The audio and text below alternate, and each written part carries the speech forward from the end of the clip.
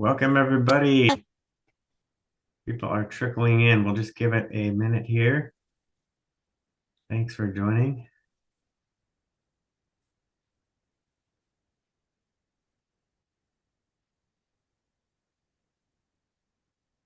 We will be opening up the chat, and when we do, we would love to hear where are you from? We got a lot of registrants from all over today.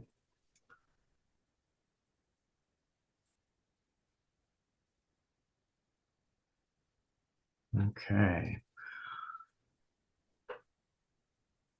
Well, I'm going to go ahead and kick it off and thank everybody for being here.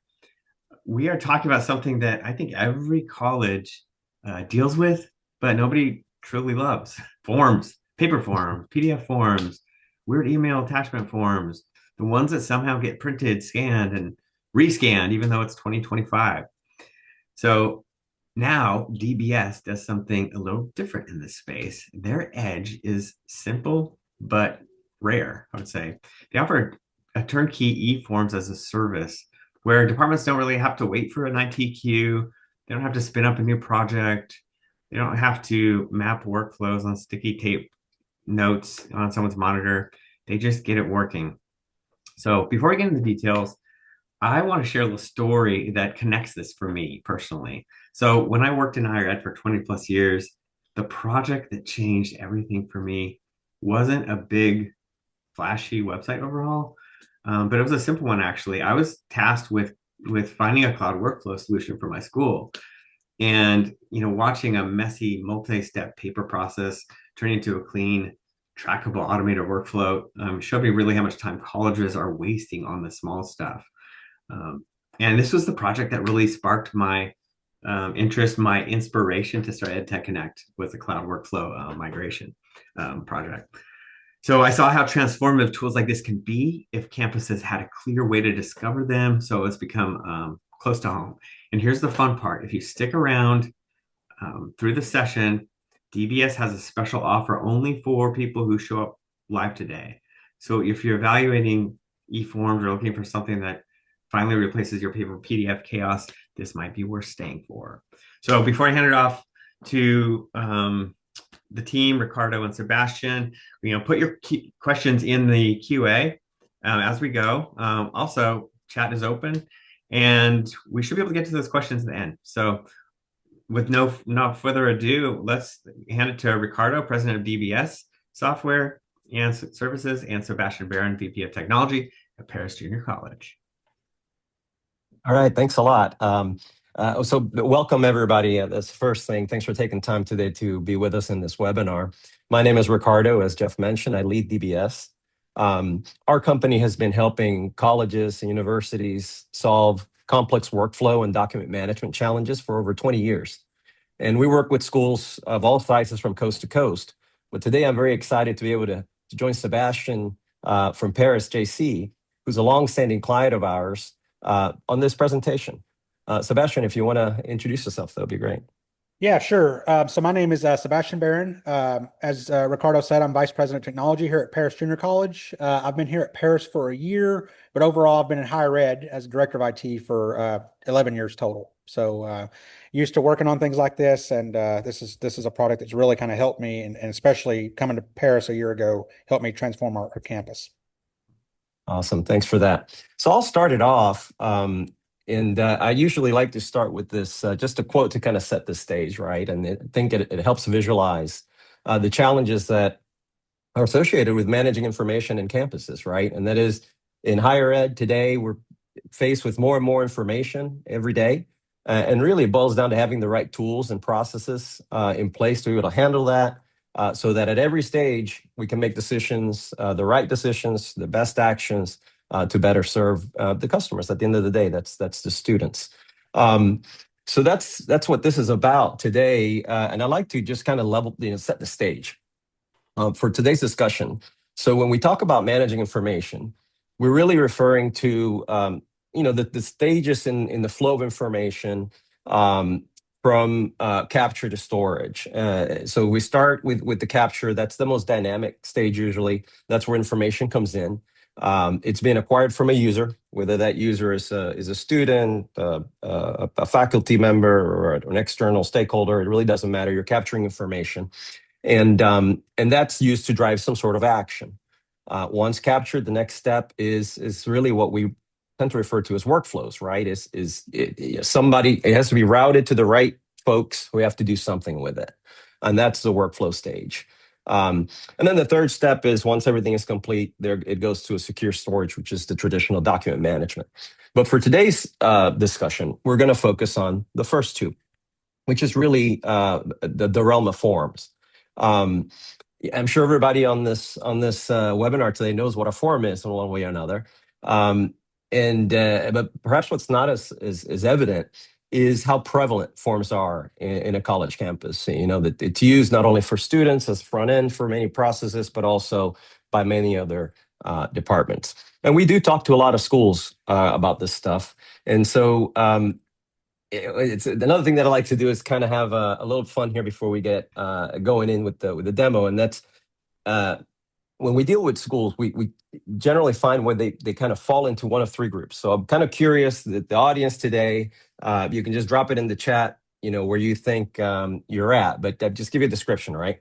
So you know, the first group is the dinos. That's all paper all the time. There's not enough trees to satisfy, and if it's not broken, it's not going to get fixed. But that's just the way it's done. So those are the dinos. They just keep doing it the same old way. Then we have the cavemen. Um, I, I call that's when they've discovered a better way than paper. They're using PDFs, generally fillable PDFs. And this is the typical where we talk to somebody and you know we'd say, well, electronic forms are like, oh yeah, we already do that. We do PDFs, fillable PDFs. Oh, no, great. Um, but when you get into it, a lot of the challenges continue to be, well, what happens after you fill it? You have to print it, you have to take it in, get it signed, etc. So kind of a middle ground. And then there's the trendsetters, which is really sometimes you just, you know, you find out they've already done it. I mean, it's like, yeah, we already use eForms. We got it. It's all done. And it's fantastic. And a lot of schools have. But, you know, honestly, a lot of times we even find that with schools that have eForms and workflows deployed, sometimes they're deployed for a specific area only. So, for example, it's very common to see the student-facing you know, intake forms. They've got that nailed down because that's like, you know, that's the students come in. But when you start looking a little beyond that, other departments, whether it's HR, operations, facilities, no, not so much. So just out of curiosity, you can drop it in the chat. Maybe later, Jeff, you can refer back to it. But that it'd be Yeah. interested to know how you classify Yeah, yourselves. drop it in there. I think I'd love to see where everyone feels like they're at. All right, very good. So let's get started, right? I'm going to turn it over to you, Jeff, as a moderator, and take us through Sebastian. I'll be here, and of course, you know, hop in as needed. But over to you Yeah, guys. yeah. So let me see here. Before we jump in, um, and Sebastian, tell us a little bit about Paris Junior College, what your world was like before the implementation of lab forms. Yeah, so like I say, I've been here about a year now. And when I first got to campus, one of the first things I saw was really we were definitely cavemen with a mix of, you know, some more fillable PDFs. We had several, basically, the biggest problem I saw was we have a mix of products to get a common resolution. And that's really what I focused and keyed in on. People love forms, but people really love forms with workflows, and we did not have that. And so it was very difficult to maintain that in our department. So yeah, we have about 5,000 students. Each department handled forms differently, quite honestly. This department may use Microsoft Forms.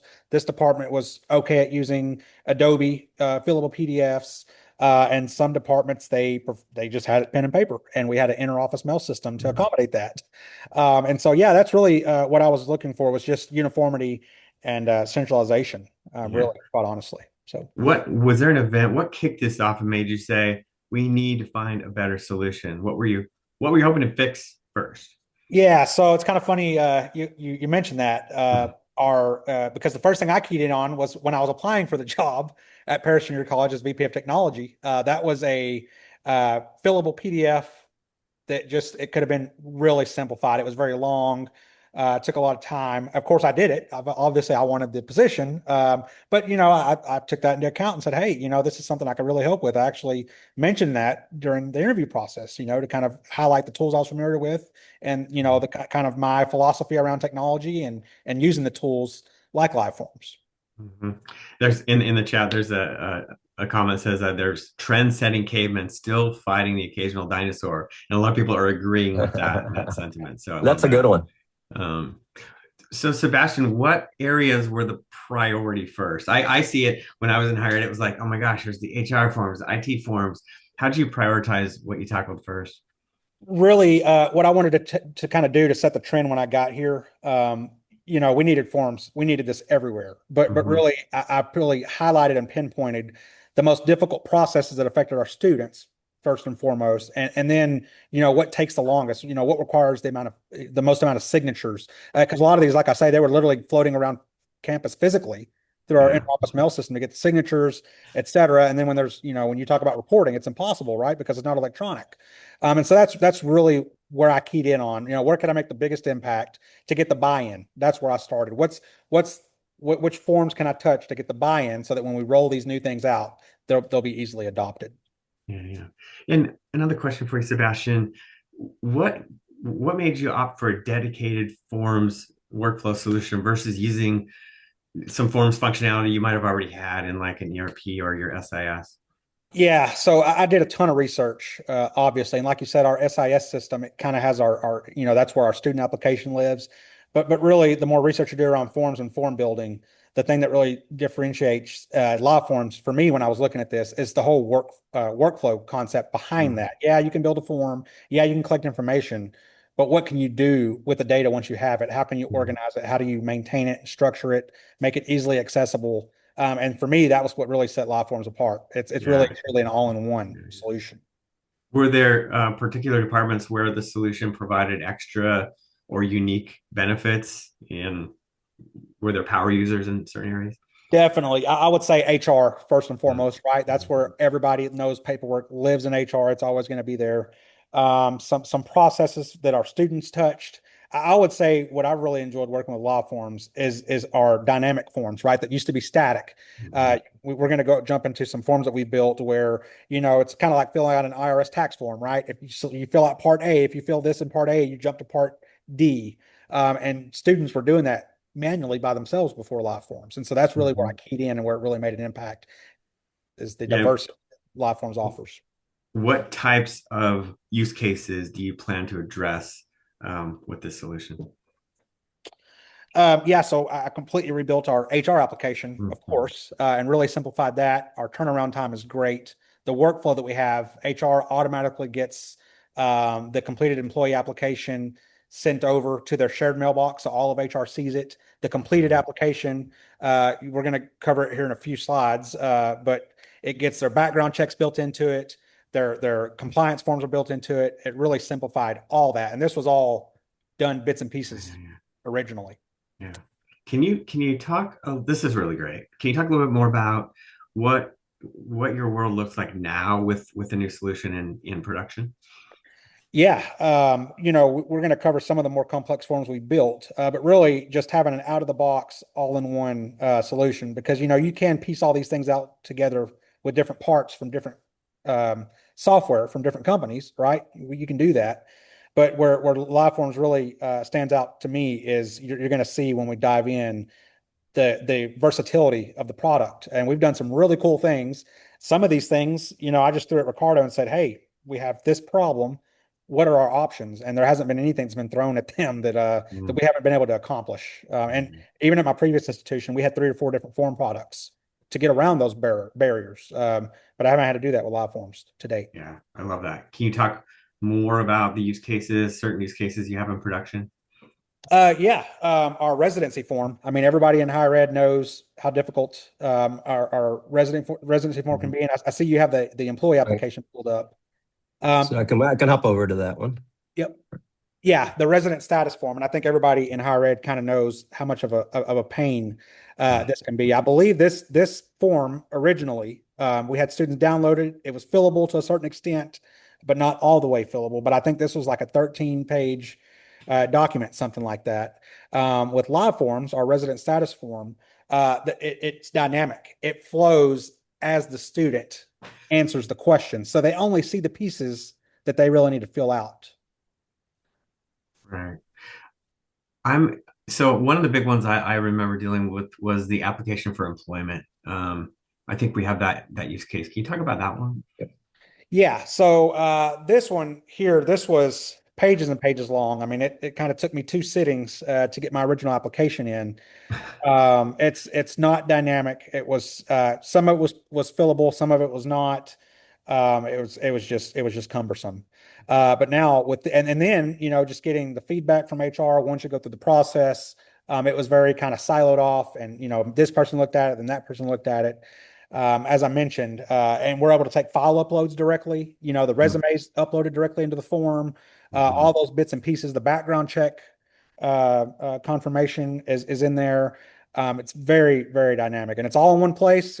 And you can fill it out. It's all responsive, which is another aspect that I didn't think about until we started looking at this. But these are fillable from my cell phone, which is really nice and Yeah. really helps with simplicity. And then I think you have another use case about around policy. You can talk about your policy adoption form. There you go. Yeah, so this was another big process that once I started getting feedback from the other VPs and of course our president, this one really revolves around accreditation, reaccreditation, SACs, all those fun things. Anytime you implement a policy, you want to have you want to have a way to track down the changes, who made the changes, why the changes were made. And so this was a form, this is one of those. I threw at Ricardo and said, hey, I've got this idea. How can we do this? And so what this form does, all the VPs are able to go in, we're able to upload the existing policy if one exists in one of the upload forms. We're able to upload a revised edition with all the red marks and everything, all the changes that are recommended to the policy. And then the third piece of the form allows the final version. So if everything's accepted, this is what the final version would look like. And so it goes through a workflow, right? So I'm the first one to sign off, and then it goes to the VP of Workforce, it goes to the VP of Instruction, goes to the VP of Business Office, goes to the VP of Student Services, and finally, once it gets through all that, it gets the signature from the president, which makes it official. And of course, all this is time stamped. I can pull up the submissions at any point in time. We can decline changes and list why we declined the policy. And that's documented in there. And then we're able to resubmit it based, make changes, et cetera. That's one I was really excited about. When you talk Yeah. about accreditation and reaccreditation, it's very helpful. These are great, three great examples. They really hit home for me. Um, are there any other additional recent ones that you've been working on? Yeah, one of the really cool ones that I know we couldn't have done without live forms is our MOU acceptance letter for Hmm. homeschool students. That's one I really like, and if you look at that, we've got hundreds, probably close to 100 submissions on that. That's a form we use for our homeschool students. We're able to email it out to the parent of the student, collect the parent signature, collect the president's signature. It has all of our MOU language in there, so they know what to expect from PJC as a homeschool student coming to PJC. And that was a really, really nice one. That's really easy for us to monitor and maintain and Yeah. collect that information. Well, that's great. I think it's demo time, right, Ricardo? Yeah, yeah. Well, thanks. That's a great point to do it for sure. Now, before I go in there, I'll just kind of highlight kind of the premise. And so when you a lot of times I get asked, it's like, okay, well, what makes you guys kind of different, right? I think you kind of alluded to this earlier, Jeff, and really it has to do with this is really a service, right? So what happens is every client gets their own environment. I'm going to be showing a demo one, but of course, every college has their own environment, and there usually is just like a liaison assigned. So it's a shared resource on the college side that is kind of the forms, let's say, person, the main contact, and they deal with our team. And together, that's how these forms get deployed. So a lot of times, Sebastian's the contact will say, "Hey, we need this type of form, maybe send us a draft," and then our team stands it up. So there's not, what that does, it allows the college to be able to get into something like this, deploy their forms, manage their forms without having to have staff or minimal staff, right? And I think that's one of the big things that schools really appreciate. Yeah. So with that, I'm going to turn over to those forms. So hopefully you can see my screen and you can see when I switch this tab, right? Yeah. Yeah. So this is the form that Sebastian started with, which is the resident status form. Now, I remember this clearly too when we started because I remember that the person in charge, Amy, she said, "Well, no, this form is required from all the students, and it only gets like 20% completion rates because it's very complicated. It's many pages, and the student has to determine where to go next." And so what we did is we digitized it, and you can see it here. I'm on the laptop, so you're actually seeing me scroll, kind of the screen. This form has its unique URL. It can be, and just like any other form in the platform, and it can be put be in a portal, behind a portal, be published, behind a button, even sent an email with the link, whatever way the college decides that they want to do it. But once the user invokes it, Lightforms is automatically responsive. So what you're seeing here, it's rendered on a laptop. If I were on my phone, it would be rendered for the size of the screen. If you were on a tablet, it automatically does that. So that saves a lot of also effort in deploying these forms. And so we can see here, this form has different sections. Each part A, part B, part C.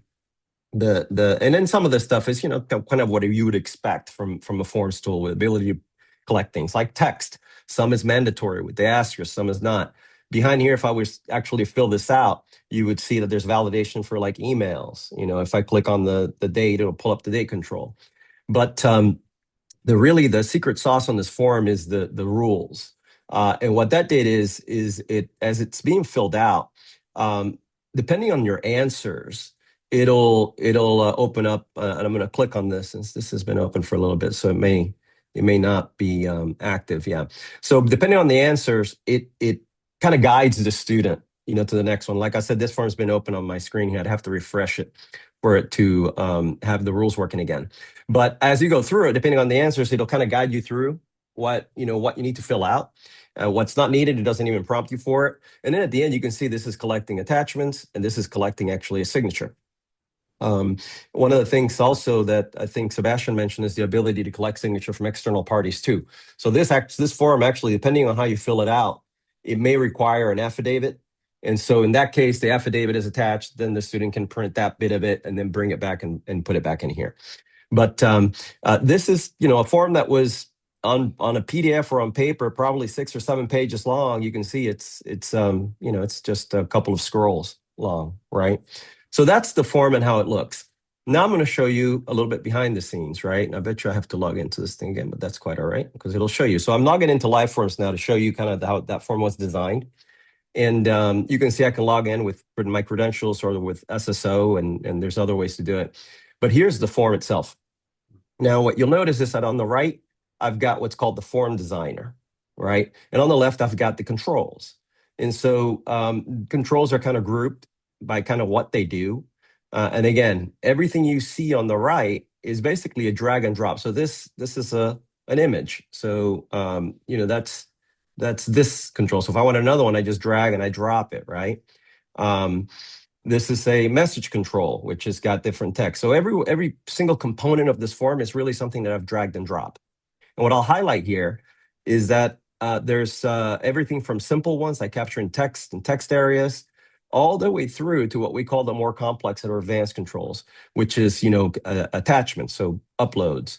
I can collect as many signatures as I want. So like I said at the bottom, if I scroll down, now this is the entire form, so you can see how there's a lot of sections to it. Depending on how you fill it out, that would be seen.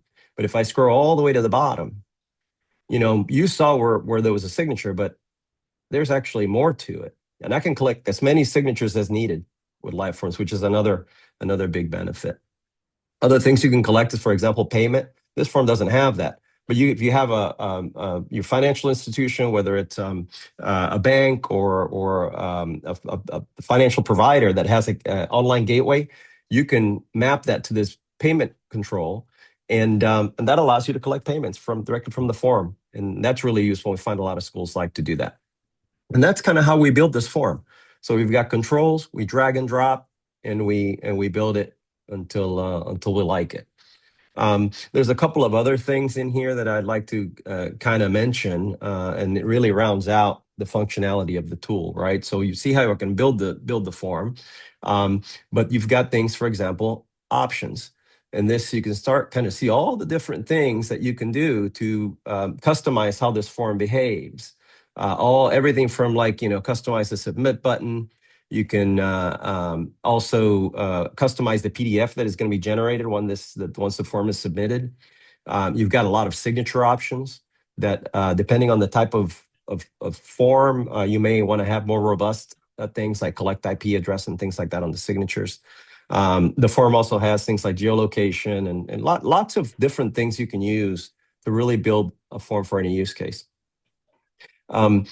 This form actually has really cool rules, and that's what kind of makes it intelligent, right? And that's what you see here.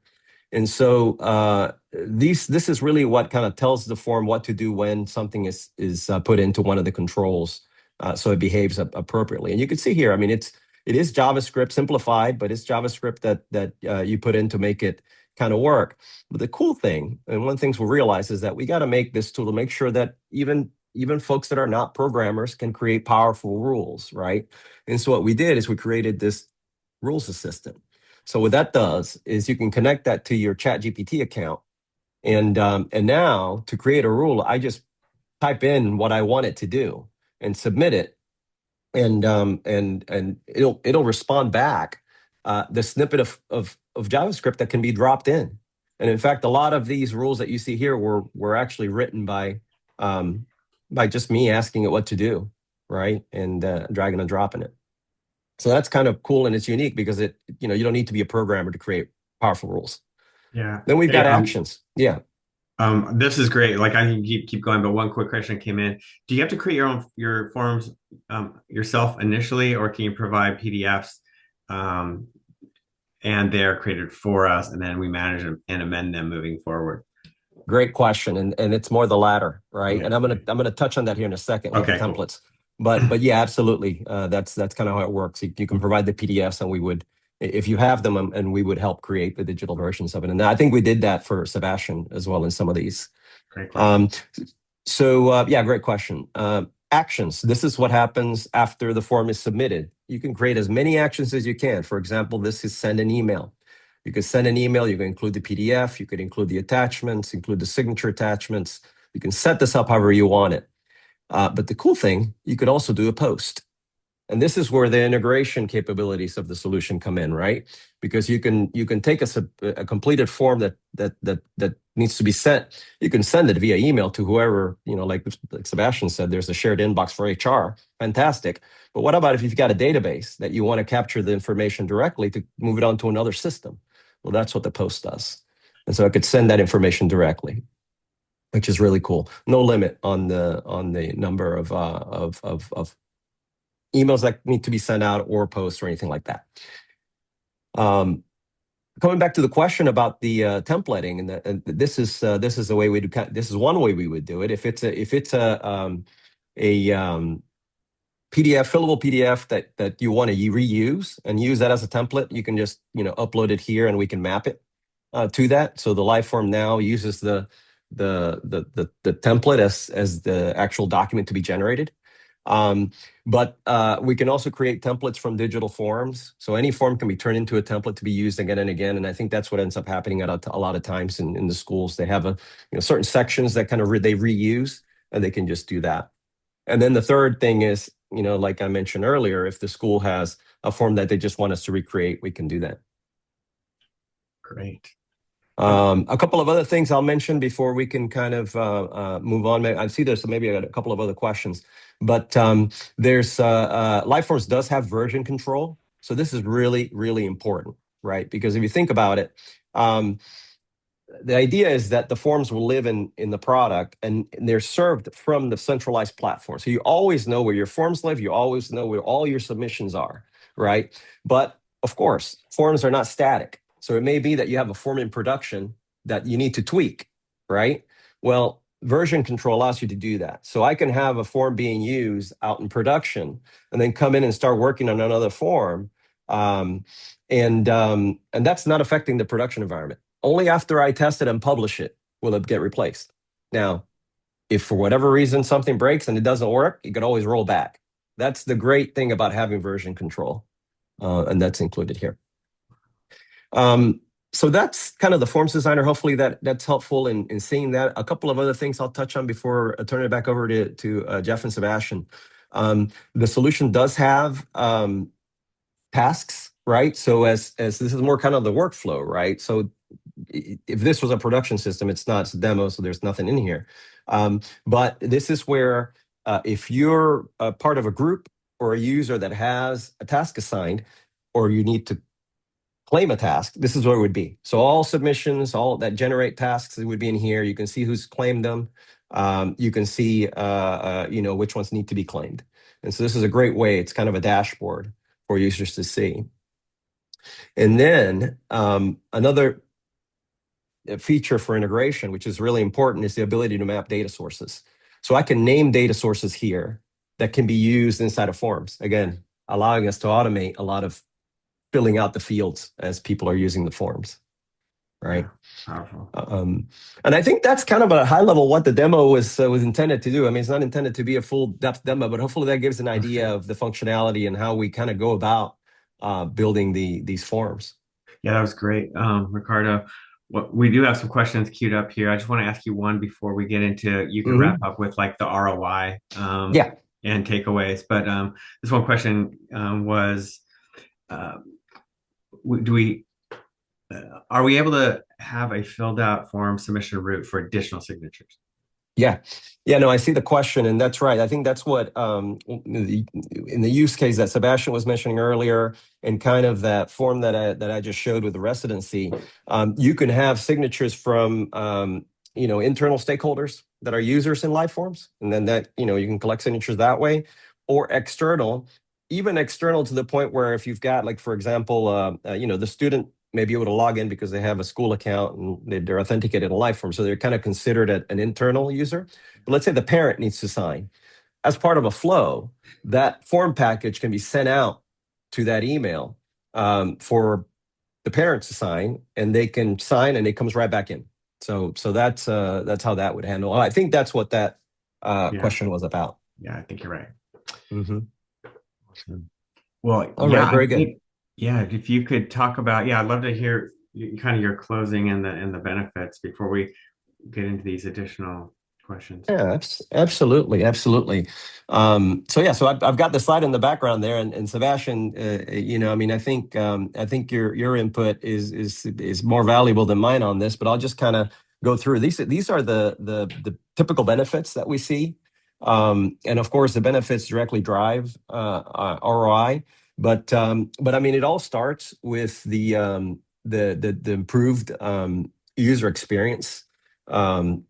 And I think that's key. It drives things to happen faster. So and automates things, so you don't have to spend a lot of time chasing. So it reduces the hours that staff and people involved in workflows have to fix errors and things like that, and it leads to a better student experience. So Sebastian, I don't know if you have I'm just going to kind of read them through and then maybe ask for your your thoughts and input. But with regards to the improved experience, how have you seen that on your campus? Oh yeah, I mean it's been great. And now I mean we've built so many of these forms now where everybody knows if you need a form, go to IT first, and they will build you an electronic form. They love the diversity and the way we're able to collect the signatures, like that question asked. Our MOU process. It's great. I mean that would have been a parent having to fill something out, email it back to us, then getting our president to sign for it, and no way for us to be able to really track when that actually came in, when we finalized it, et cetera, electronically.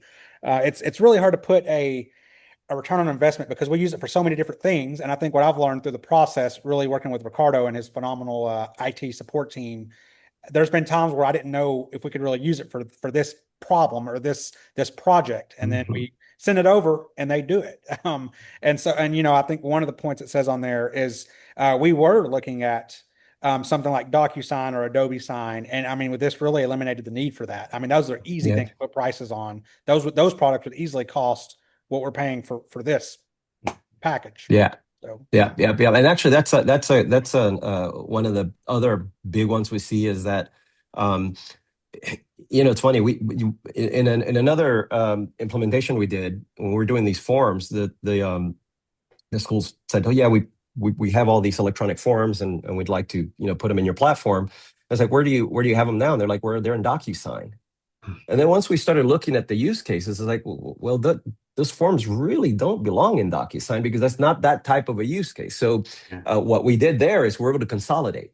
So we took out all those forms, that were in DocuSign, and put them into live forms, and new forms, to Sebastian's point, that require signatures. We start here first because there's no additional cost to run signatures on these forms. So it kind of, that bit of it is eliminated, and that is direct, hard dollar savings when you look at the amount of money that you have to do if you were scaling up using a traditional you know signature platform, if you will.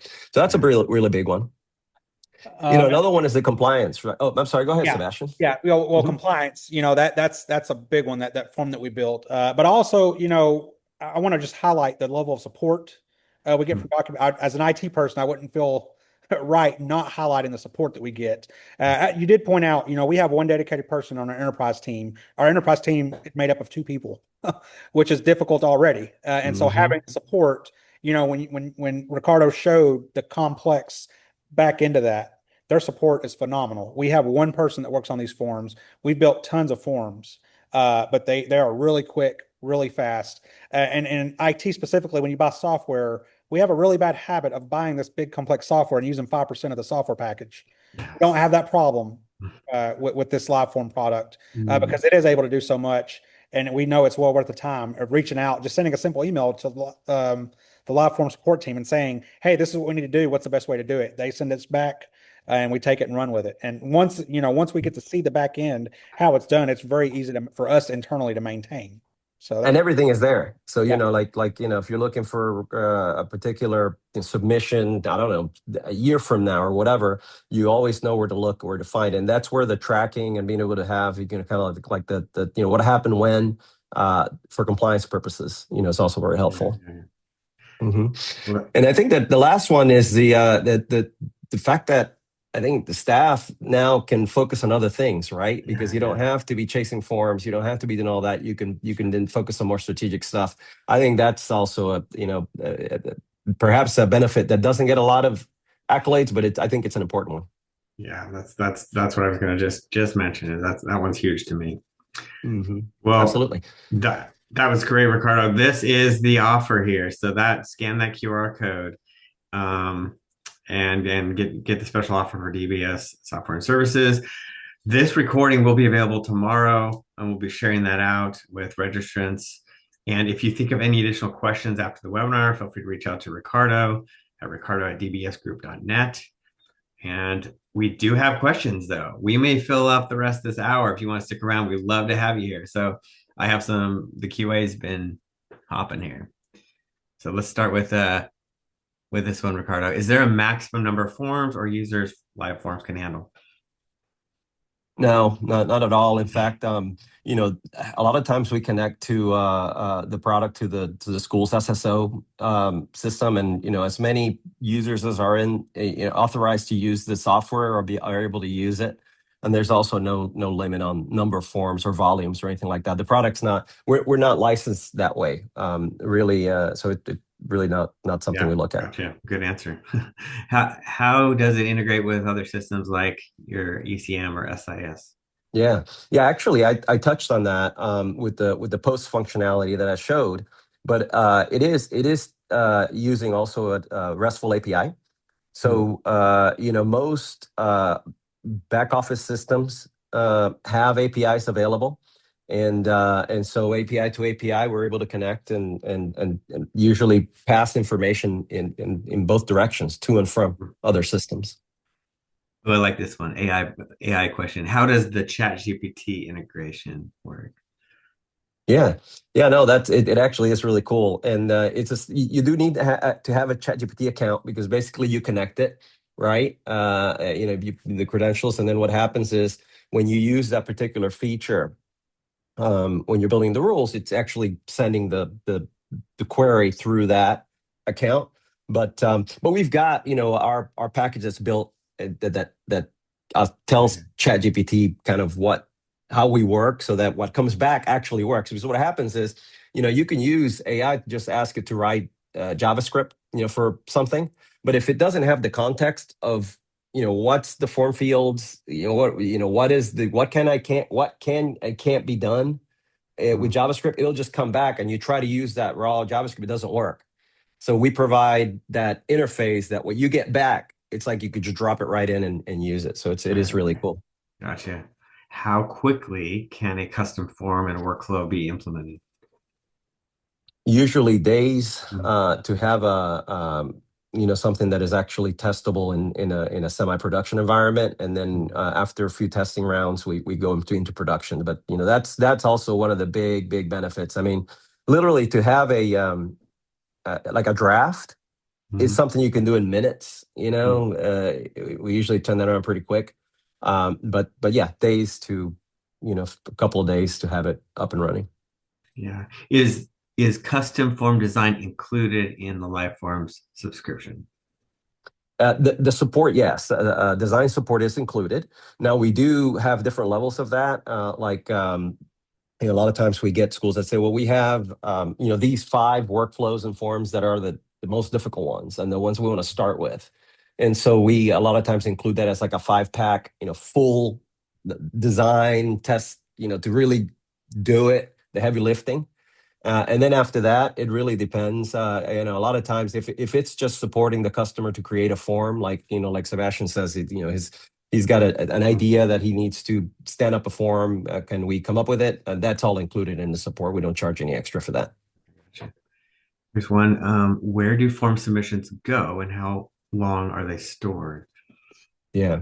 Yeah, that's a great question. So the answer to that is they go wherever you want them to go, right? Because that's it. At the end of the day, it's that workflow that gets concluded that determines where the form goes. A lot of times it goes into as part of the completion, it goes into an inbox as an email. It gets posted, somewhere to a system for storage, right? So it's usually like a fork like that. But all submissions are also they also live inside of life forms for the period of time that you determine, right? So there's always a central place where submissions live, and then at some point in time, depending on the retention rules for the particular forms, they may be deleted from life forms, and now they live where they ended up at the end of that workflow. Gotcha. Okay, I think this might be our last one. So if you have any more questions, get them in here. How is security handled, like user authentication and access to forms and submissions? Yeah, no, another great question. However, the school wants it done. I mean, some schools have very specific systems that they need to use. Their SSO system that everything has to go through for authentication. So we connect that to Lifeforms and can use that, and of course all the rules and things are handled by the platform. Some schools say we need to implement. We'd like to use your authentication, but we want to use an authenticator app. To make it stronger. The solution supports that. And of course the typical strong password and things like that it does. So really it's got all the functionality to make sure that the security from the authentication side is taken care of, and on the back end we adhere to all the norms for storing data. So end-to-end encryption, transit and at rest, and of course we have specific um, uh, processes and things that we follow to make sure data is backed up and available if the unfortunate event happens that it needs to be. We Yeah, always have it. gotcha. Well, thank you, Ricardo. Thank you, Sebastian. I'm really excited about what you're doing, and that was really informative. Great content there. So, again, we're going to close it out, but let's see. Oh, here we go. I got to get you this one. Accessibility is a key driver in our current initiative of getting rid of our PDFs. Does the platform support the core WCAG standards? Excellent question, and the answer is yes. We actually have a blog post in our website in the articles about accessibility. And I think if you follow the link to the page for the offer, there should be a way to navigate to that. If not, send me an email and I can send you the link. But yeah, the answer is 100%. And all the tools, the way that the drag and drop tools work, all of the fields have things that have been added to it to make sure that they're compliant with standards for accessibility. All right. Thanks, gentlemen. That was great. Well, thanks Have a so great, much, Jeff. Thanks, Sebastian. It's great being here. Thank you, everybody. all right, Have a have a good great rest of your holiday, day. everybody. All Bye. right. Take care. Bye bye.